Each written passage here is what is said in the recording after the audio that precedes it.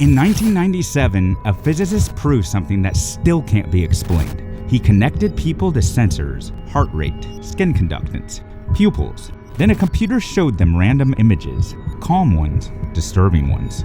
Not even the experimenter knew which was coming. You wire somebody up looking at skin conductance or pupil dilation or brain waves, all kinds of things. So it could be a very calm picture or it could be a very emotional picture. Their bodies reacted to the disturbing images before the next image had even been chosen. I ran that experiment and it was unbelievably good. This is like in your face, holy smoke, this is a big thing. Your body somehow or unconscious knowing what you're about to see. But this study isn't where this story starts. A decade earlier, Radin's research caught the attention of people inside a classified government program. There were a few people in the audience who came up afterwards, and one of them said, would you be interested in joining the Stargate program? Project Stargate.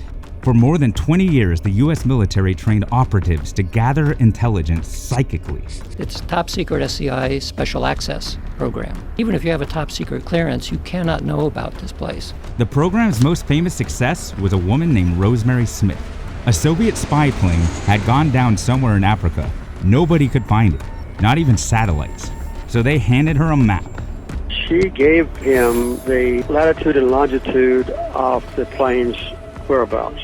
And the next time one of our space satellites went over that area, we located the plane where she said it was. It was within 3 miles of where the plane went down out of the hundreds of thousands of square miles.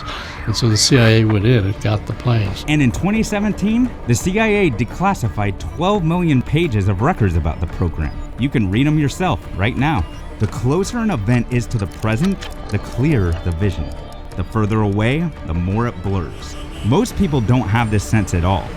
But in the story I'm building, there's someone who does. For him, the near future is as clear as the present, sometimes even more. I'm building this trilogy completely in public. Every character, every decision, out in the open. You may have already met Max and Aelin, but someone has been watching them both, long before either of them even knew the other existed. In storytelling, there's a specific kind of character called the Shapeshifter Archetype. Not a villain, not a hero. Someone who helps and betrays in the same breath.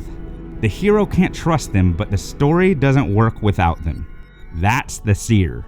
So let me show you who the Seer is. He stands like someone who already knows how every conversation is going to end. His clothing is deliberately ageless. He could be 50, he could be 500.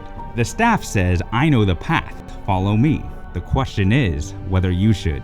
With the Seer, I keep thinking about two character personas fused together. The ancient presence of Ra's al Ghul from Batman and the calm of the Oracle from The Matrix. Someone who tells you what you need to hear, whether or not it's the full picture. And then the eyes, fully white, unseen, at least it seems. Many cultures depicted their prophets as blind.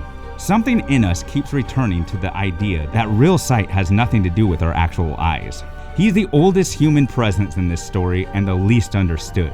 If you can't place what's wrong with him, he's working exactly as designed. Max comes from concrete and fluorescent light. Aelin comes from a forest that breathes with Rezona. The Seer lives in Aelin's world, but in regions far beyond the boundaries of what she knows, past where anyone she knows has gone. He draws from the energy she does, the Rezona. But where Aelin channels it one way, he's learned to use it in others. He was there before her world had a name for him. Underneath every good story, it is secretly asking one question. This one is asking whether the future is fixed or whether a single choice can change it. Fate versus choice. I've been thinking about that question for a very long time. A few years ago, I read a book that instantly reframed how I thought about free will, and it left me unsettled for weeks. The illusion of free will is itself an illusion. No one authored themselves. No one created themselves. You are the totality of what brought you here. I started feeling like every choice I made was already written before I made it. Some people find this to be a demoralizing picture. Right? They think, well, okay, you're telling me I'm just a robot. That's exactly where I was. So I decided to run my own experiment. I started deliberately doing the opposite of what I normally would choose for certain decisions, just to test it. And over time, something clarified. Even if Harris is right about the mechanics, our choices still expand with what we know and understand. The less you've experienced, the fewer real options you can actually see.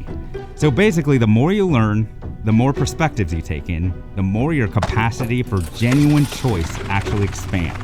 For the Seer, this question has been settled a long time ago, because here's what his ability actually does to a person. The closer an event, he sees it with perfect clarity, sharper than anything you or I can perceive. He doesn't need eyes for the present, he already sees it more clearly than you do. But the further out he looks, it gets blurrier. Into probability and uncertainty he has no framework for. Every short-term prediction proved him right, so he built his entire understanding of reality around the short term. He concluded the future was fixed because in his immediate experience, it always was. For him, the future isn't a question, it's a schedule. How do you draw the perfect poker face? Someone who shows you exactly what they want you to see. Nothing more, nothing less. The eyes in every portrait are the tell. Max's eyes are studying you. Aylin's eyes show presence. His eyes are doing something else entirely. They're projecting certainty outward. Not receiving, not hiding, presenting. He's not concealing. He's constructing a version of himself built to make you feel exactly what he wants you to feel. Completely, intentionally unreadable. The question was never what he sees. It's how certain he is that he's right. But there's one last step. Time to put the Seer in the glass box.